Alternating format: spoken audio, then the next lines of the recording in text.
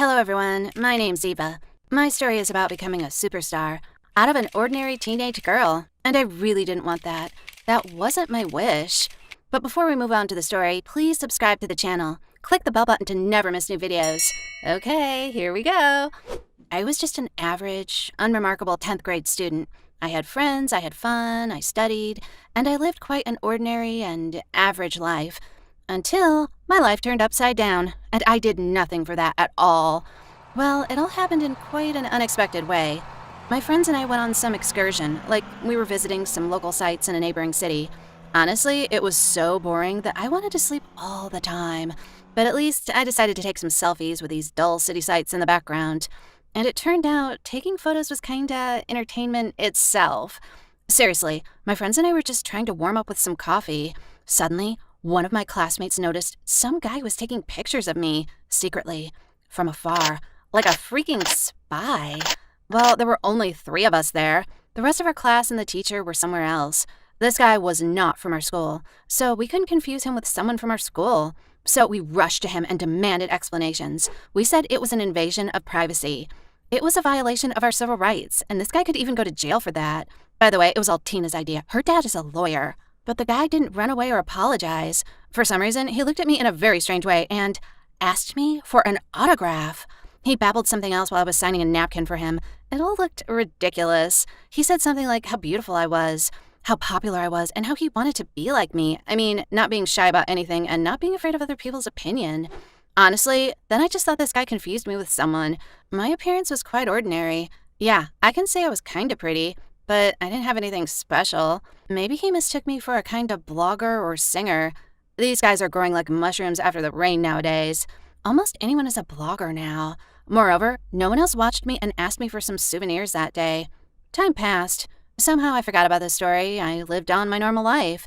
But less than a month later, this story repeated. This time it was in my hometown and almost at my school. When I was going back home, 2 girls my age came up to me and asked for an autograph. We shot some photos together and they disappeared. What? Later on, different people started to approach me from time to time. They secretly took pictures of me. Besides, many people started sending me friend requests on my social media. Every day I got dozens or even hundreds of friend requests. At some point, it all didn't seem funny to me anymore. Moreover, I always tried to convey to people they had mistaken me for someone else. I got scared. No one likes such a constant invasion of privacy. One day I got tired of this. I silently walked past all the ugliness that was happening around me. I wore a stone face, and I threw my middle fingers into people's cameras. But this madness didn't have an ending. And one day, an epic thing happened.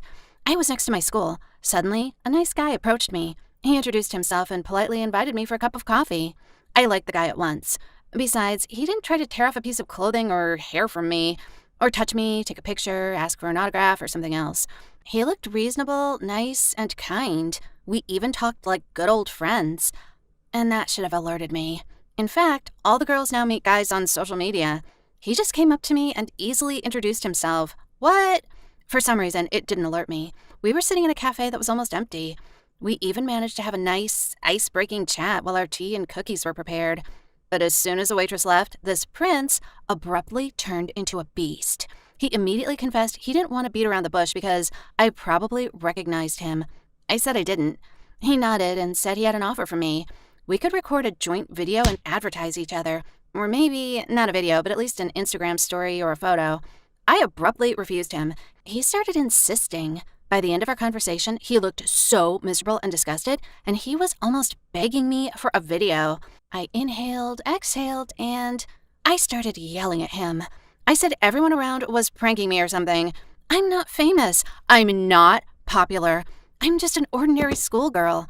I had 200 people following me on Twitter, 150 on Instagram. Half of them are my relatives. Somehow people started sending me friend requests. I denied all of them, and all this crap was really annoying me. Actually, I felt terrible because of this. The guy got nervous. Then he apologized, paid for the tea and cookies, and quickly left.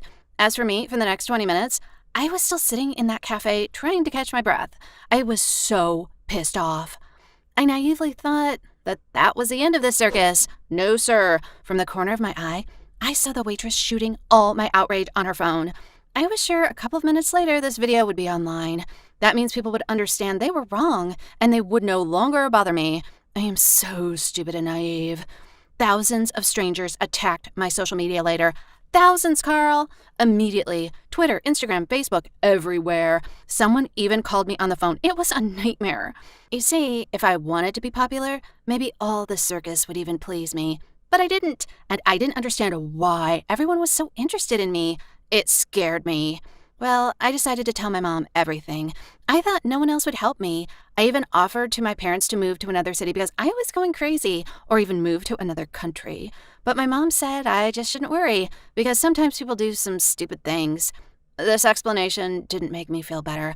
What the heck was wrong with them? They all suddenly saw the real talent and potential in me? Or what? Why did everyone want to make friends with me? Why did this guy in the cafe want something from me? I had no answers. I was devastated and disappointed. I couldn't make out what was going on. I decided to do something about my psychological state, and I started cleaning my room. You see, cleaning is good therapy and even meditation for me. When I put all the things in order and do the dusting and vacuuming, I feel much better. It always helped, so I started. I was dusting my wardrobe. In fact, the upper part of it. I was trying not to fall off the ladder. Suddenly, I noticed something that shouldn't be in my room. A small camera. It hung almost under the ceiling in such a way it was impossible to notice it from below. But I guess the camera shot everything perfectly, and it was on. There was a red light on it. It was shooting me. I fell off the ladder from such a surprise. Of course, I immediately ran to my parents. Well, at first, the words were just coming out of my mouth, and I didn't understand what the heck I was saying. I felt pain in my knees from the recent fall. What's going on? So crazy people outside weren't enough? Let's put a camera in your room to have more fun? What was it? Maybe some robbers installed it there? Oh my God. Nothing of the kind. It turned out the camera was legal.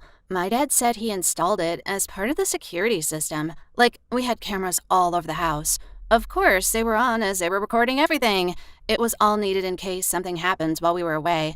But Dad said there was nothing to worry about.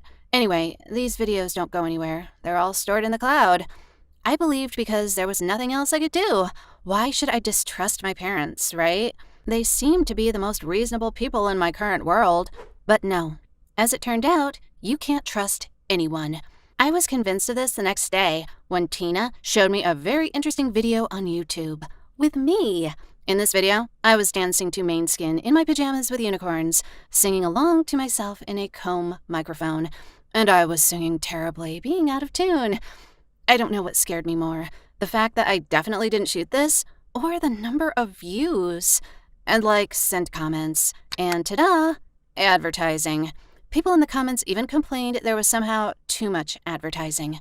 I watched all the videos on the channel. There were about 100 of them. Someone was shooting me, my life, everything I did.